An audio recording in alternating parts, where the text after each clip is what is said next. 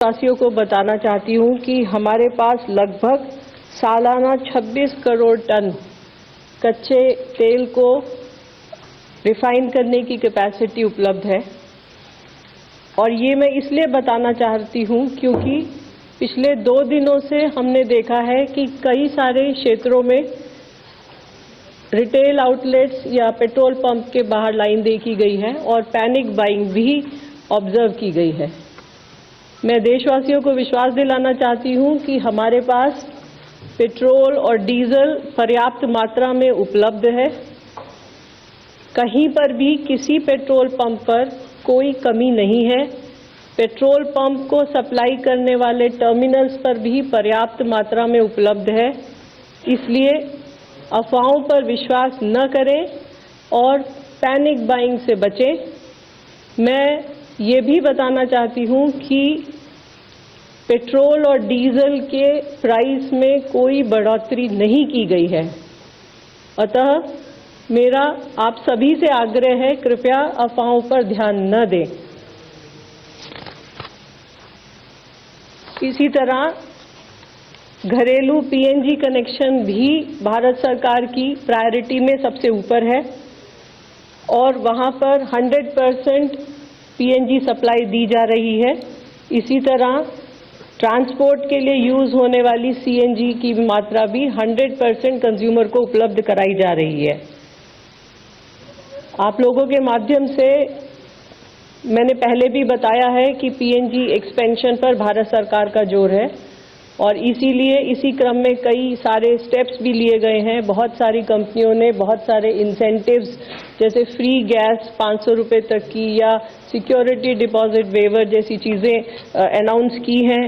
राज्य सरकारों को भी लिखा गया है और उन्हें भी 10% कमर्शियल गैस एलपीजी एडिशनल देने की बात की गई है। इस क्रम में कई सारे राज्यों ने कई स्टेप्स भी लिए हैं।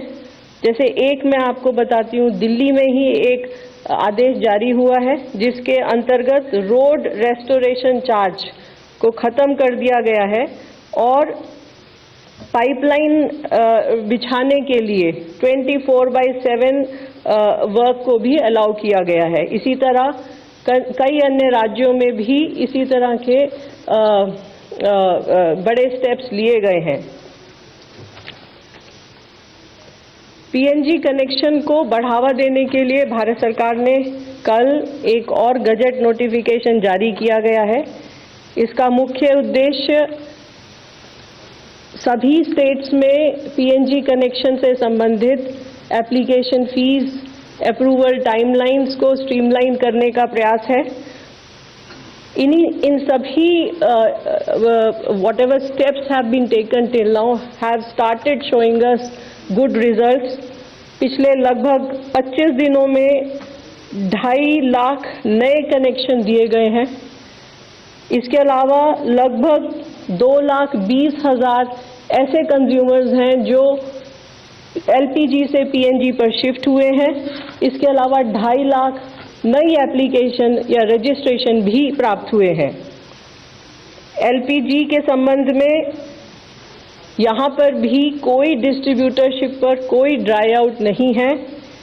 ऑनलाइन बुकिंग अच्छी है, लगभग 92%। पैनिक बुकिंग तो नहीं कहूँगी, लेकिन बुकिंग का लेवल ज़रूर ज़्यादा है, लेकिन डिलीवरी पूरी तरह सामान्य है। जैसा कि मैंने पहले बताया कि 21 तारीख को भारत सरकार ने कमर्शियल एलपीजी का क्वांटिटी 20% से बढ़ाकर 50% किया और उसमें भारत सरकार ने सभी स्टेट गवर्नमेंट से रिक्वेस्ट किया कि dhaba, hotel, industrial canteen, community kitchens या कैंटीन्स, सब्सिडाइज कैंटीन्स जो राज्य सरकार या लोकल बॉडीज चलाती हैं, उन सभी को प्रायोरिटी दी जाए। इसके अलावा जो माइग्रेंट लेबर हैं उनको भी 5 किलो के सिलेंडर देने में प्रायोरिटी की जाए। इन सब के फलस्वरूप लगभग अभी तक 26 स्टेट्स ने 22,000 टन कमर्शियल एलपीजी एलोकेट की है और allocation is all over the country. जहां पर राज्य सरकार ने एलोकेट किया है वो भी है इस क्वांटिटी में, और जहां हमारी ऑयल मार्केटिंग कंपनीज दे रही हैं वह मात्रा भी इसमें सम्मिलित है। इस सब के प्रयासों के फलस्वरूप कल लगभग 30,000 5 किलो के सिलेंडर दिए गए हैं। केरोसिन के संबंध में भी जैसा आपको पता है, भारत सरकार ने as an alternate fuel option additional allocation किया है सभी राज्य सरकारों को, और यहाँ पर भी लगभग 16 राज्य और यूनियन टेरिटरीज में एलोकेशन ऑर्डर्स जारी हुए हैं। आज के समय में भारत सरकार का भी और राज्य सरकारों का भी ये प्रयत्न है कि ब्लैक मार्केटिंग और होर्डिंग को रोका जाए, और इस सब में राज्य सरकारों की भूमिका बहुत अहम हो जाती है। इस संबंध में मैं आपको बताना चाहूंगी कि कल लगभग 2700 रेड की गई विभिन्न राज्यों में, और लगभग 2000 सिलेंडर भी सीज किए गए हैं। उत्तर प्रदेश, महाराष्ट्र, तेलंगाना, छत्तीसगढ़ में अच्छी रेड्स हुई हैं और काफी मात्रा में सिलेंडर्स भी सीज हुए हैं। इसके अलावा ऑयल मार्केटिंग कंपनीज के ऑफिशियल्स के द्वारा भी सरप्राइज इंस्पेक्शन जारी हैं। अभी तक लगभग 290 शो कॉज नोटिस इशू किए जा चुके हैं।